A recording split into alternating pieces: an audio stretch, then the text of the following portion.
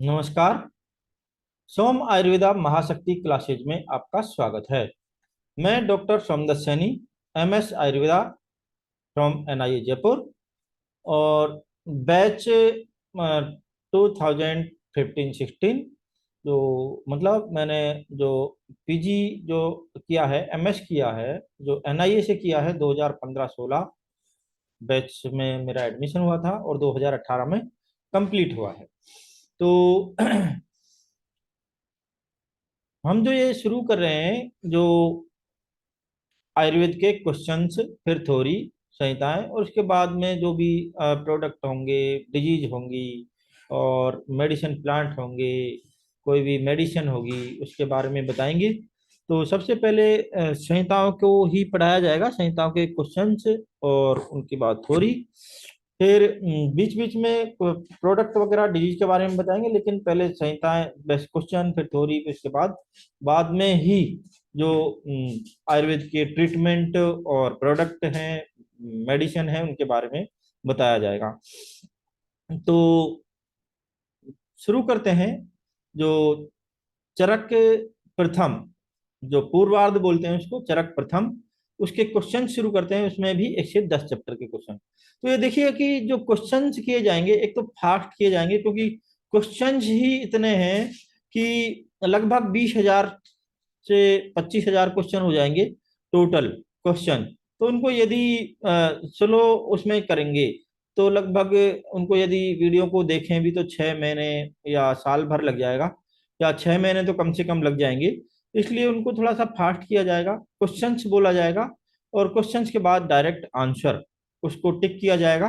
और जिस क्वेश्चन में आवश्यकता होगी उसका उस श्लोक से संबंधित श्लोक बोला जाएगा, ताकि ये पता लगाया जा सके कि यह क्वेश्चन आया कहाँ से है, किस चैप्टर में से है, या किस लाइन में से है, किस श्लोक में से है। कुछ सिंपल क्वेश्चन है उसका डायरेक्ट आंसर होगा, लेकिन कुछ कठिन क्वेश्चन है या फिर जो श्लोक से संबंधित जो क्वेश्चन होगा, या फिर जिस क्वेश्चन में श्लोक की आवश्यकता होगी, तो उसके श्लोक का उच्चारण किया जाएगा। उससे एक तो श्लोक का उच्चारण भी पता लगेगा, श्लोक याद कर सकेंगे, और क्वेश्चंस के साथ ही पता लग जाएगा कि ये क्वेश्चन आया कहाँ से, किस श्लोक से आया है। और रेफरेंस के भी जो संदर्भ हैं उसके भी बताए जाएंगे, वहाँ के श्लोक बताए जाएंगे। लेकिन थोड़ा फास्ट ही चला जाएगा। कोई ये ना सोचे कि क्वेश्चन है डायरेक्ट ऑप्शन चारों नहीं बोले, डायरेक्ट टिक कर दिया है, डायरेक्ट बोल दिया है। यदि ऑप्शन भी बोले जाएंगे तो बहुत ज़्यादा टाइम लग जाएगा और उसको रिवीजन करना बहुत मुश्किल हो जाएगा, क्योंकि जो बहुत सारे वीडियो हो जाएंगे कि जैसे चरक के फर्स्ट के ही मान लो कि क्वेश्चन है, एक 25-25 क्वेश्चन के वीडियो डाले जाएंगे। बड़े वीडियो नहीं डाले जाएंगे, क्योंकि बड़ा वीडियो डालने से कि उसको पढ़ने में इंटरेस्ट कम हो जाता है और वो वीडियो का इंतजार करते हैं कब खत्म होगी, या स्किप करने लगते हैं। और जब छोटे छोटे वीडियो होंगे तो उसको पूरी वीडियो को देख पाएंगे और लाभ उठा पाएंगे। तो 1 से 25, मतलब 25-25 क्वेश्चन के वीडियो होंगे। तो शुरू करते हैं। जो क्वेश्चन हैं चरक फर्स्ट 1 से 10 चैप्टर के क्वेश्चन।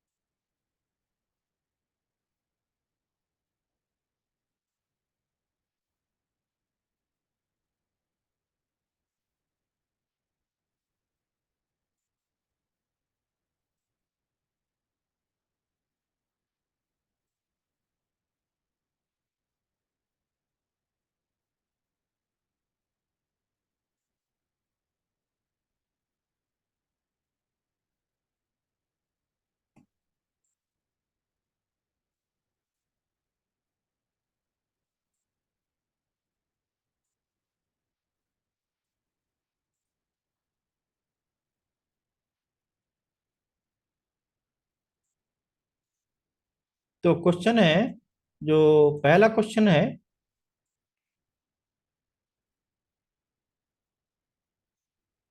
वह है कि चरक संहिता पर विद्योतनी हिंदी टीका किसने लिखी थी।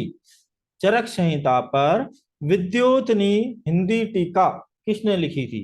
काशीनाथ पांडे, गोरखनाथ चतुर्वेदी, या फिर काशीनाथ पांडे और गोरखनाथ चतुर्वेदी दोनों। तो आंसर चौथा जाएगा कि काशीनाथ पांडे और गोरखनाथ चतुर्वेदी, दोनों ही। नेक्स्ट क्वेश्चन है, चरक संहिता के लिए अखिल शास्त्र विद्या कल्प द्रुम शब्द का प्रयोग किस आचार्य ने तथा किस टीका में किया? तो चरक संहिता के लिए अखिल शास्त्र विद्या कल्प द्रुम शब्द का प्रयोग गंगाधर राय ने जल्प कल्प तरु नामक एक टीका में किया। जो गंगाधर राय ने एक टीका लिखी जिसका नाम है जल्प कल्प तरु, उसमें चरक को बोला कि, चरक के लिए बोला कि यह अखिल शास्त्र विद्या कल्प द्रुम है। चरक के लिए एक शब्द का प्रयोग किया जो चरक संहिता के लिए, कि अखिल शास्त्र विद्या कल्प द्रुम। तो आंसर तीसरा जाएगा। नेक्स्ट क्वेश्चन है कि चरक किसके राजवेद्य थे? तो चरक किसके राजवेद्य थे? कि एक कुषाण वंशीय राजा कनिष्क, उसके राजवेद्य थे। कुषाण वंशीय राजा कनिष्क के राजवेद्य थे चरक। अब नेक्स्ट क्वेश्चन है कि चरक के पिताजी का नाम क्या था और चरक के गुरुजी का नाम क्या था? तो चरक के पिताजी का नाम विशुद्ध था और चरक के गुरुजी का नाम वैशंपायन। चरक के पिताजी का नाम विशुद्ध व चरक के गुरुजी का नाम वैशंपायन। नेक्स्ट क्वेश्चन है कि आचार्य चक्रपाणि के गुरु का नाम क्या था? तो आचार्य चक्रपाणि के गुरु का नाम था नरदत्त।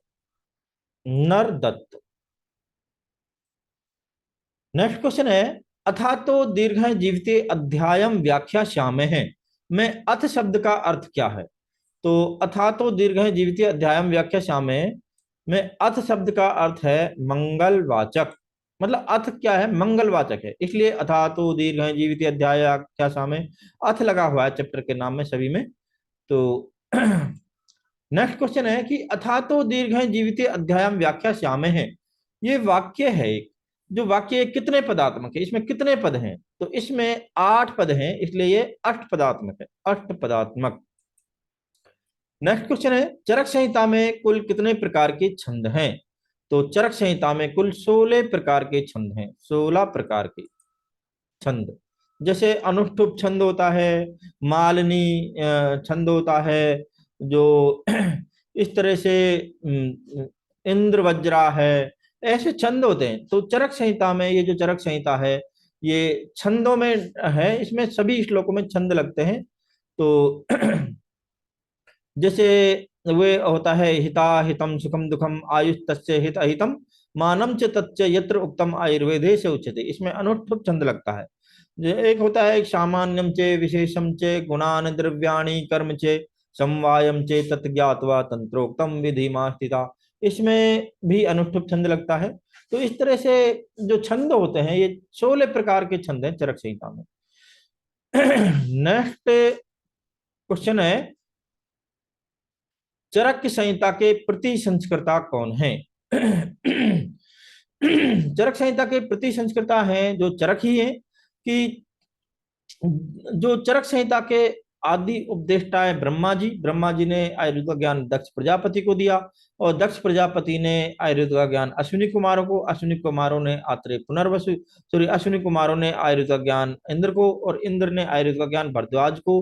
मतलब भरद्वाज इंद्र के पास ज्ञान लेने गए और भरद्वाज ने आत्रेय पुनर्वसु आदि जो ऋषियां थे उनको दिया ज्ञान। आत्रेय पुनर्वसु ने 6 शिष्यों को ज्ञान दिया, अग्निवेश, भेल, चतुकर्ण, पाराशर, हारित और छारपाणी।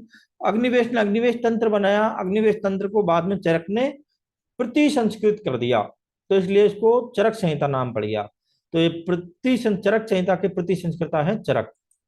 अब है कि चरक संहिता के उपदेष्टा कौन है? तो उपदेष्टा तो आत्रेय पुनर्वसु हैं, लेकिन आदि उपदेष्टा, प्रथम उपदेष्टा ब्रह्मा जी हैं। लेकिन क्वेश्चन ये आएगा, चरक संहिता के उपदेष्टा कौन है? उपदेष्टा तो आत्रेय पुनर्वसु हैं।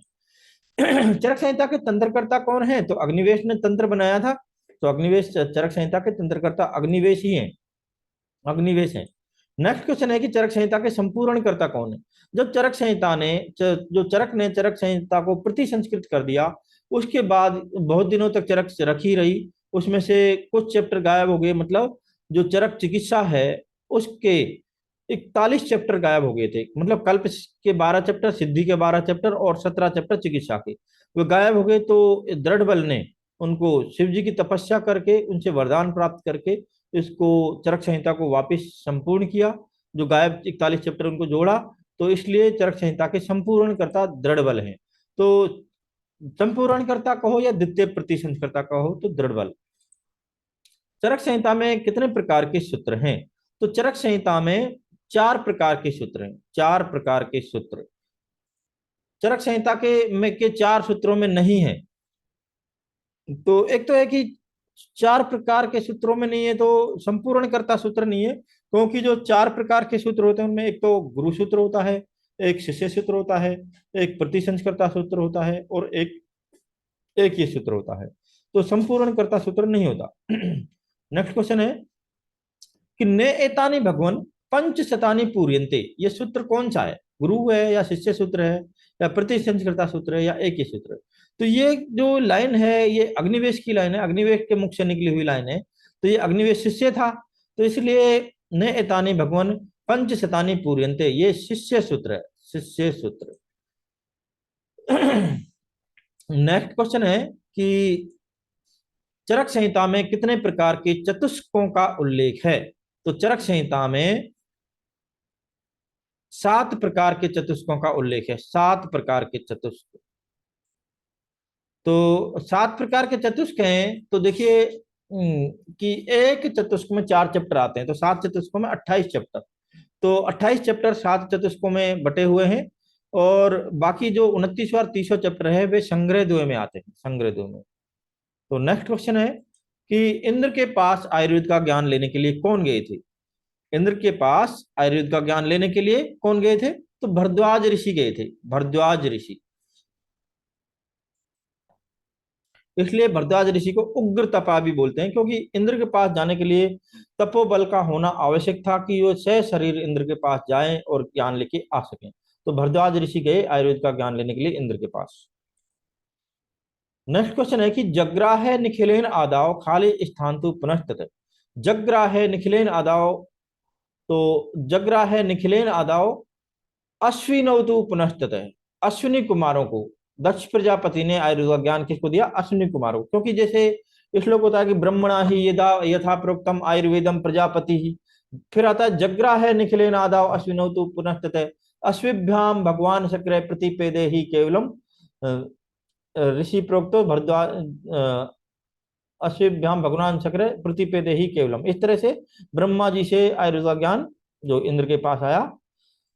नेक्स्ट क्वेश्चन है चरक संहिता में कितनी संभाषाओं को उल्लेख है?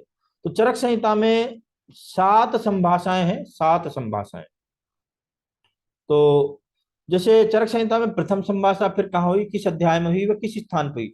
तो चरक संहिता में प्रथम संभाषा प्रथम चैप्टर में ही हुई थी, और हिमालय के पार्श्व में हुई थी। प्रथम दीर्घ जीवित अध्याय पहले अध्याय में, और हिमालय के पार्श्व में हुई थी, और जहां पर उस पे वहां पर 53 ऋषियों ने भाग लिया था, 53 ऋषियों ने। नेक्स्ट क्वेश्चन है चरक संहिता में होने वाली संभाषाओं का उनके अध्यायों से मिलान करना है। तो प्रथम संभाषा कहाँ हुई थी? प्रथम संभाषा पहले चैप्टर में जिसका नाम है दीर्घ जीवित अध्याय, उसमें हुई थी। द्वितीय संभाषा 12वें चैप्टर में हुई थी, 12वें चैप्टर का नाम है वात कला कलिया अध्याय। तृतीय संभाषा 25वें चैप्टर में हुई थी जिसका नाम है यज्ञ पुरुषे अध्याय। और चौथी संभाषा 26वें चैप्टर में हुई जिसका नाम है आत्रेय भद्र काप्य अध्याय। तो नेक्स्ट क्वेश्चन है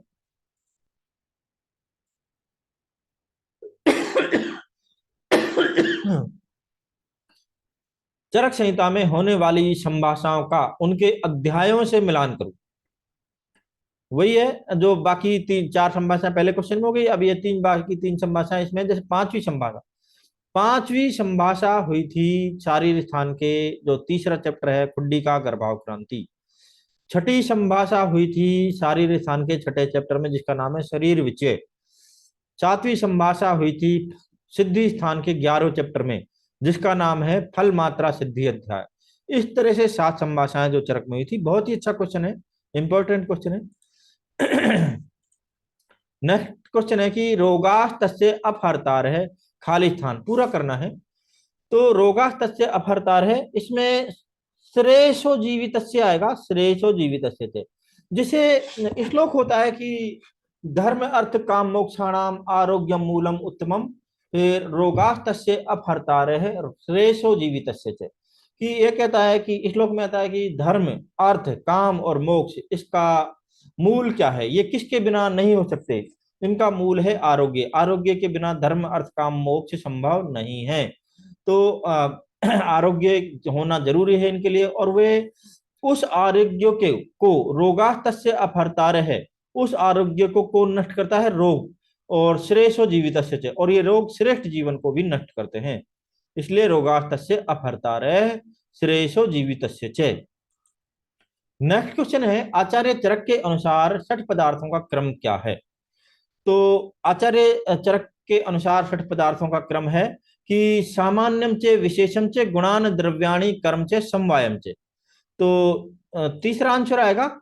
जो इसमें श्लोक है कि जो अनुष्ठुप छंद लगता है इसमें, जैसे चरक संहिता में 16 प्रकार के छंद होते हैं, तो इस श्लोक में अनुष्ठुप छंद लगता है।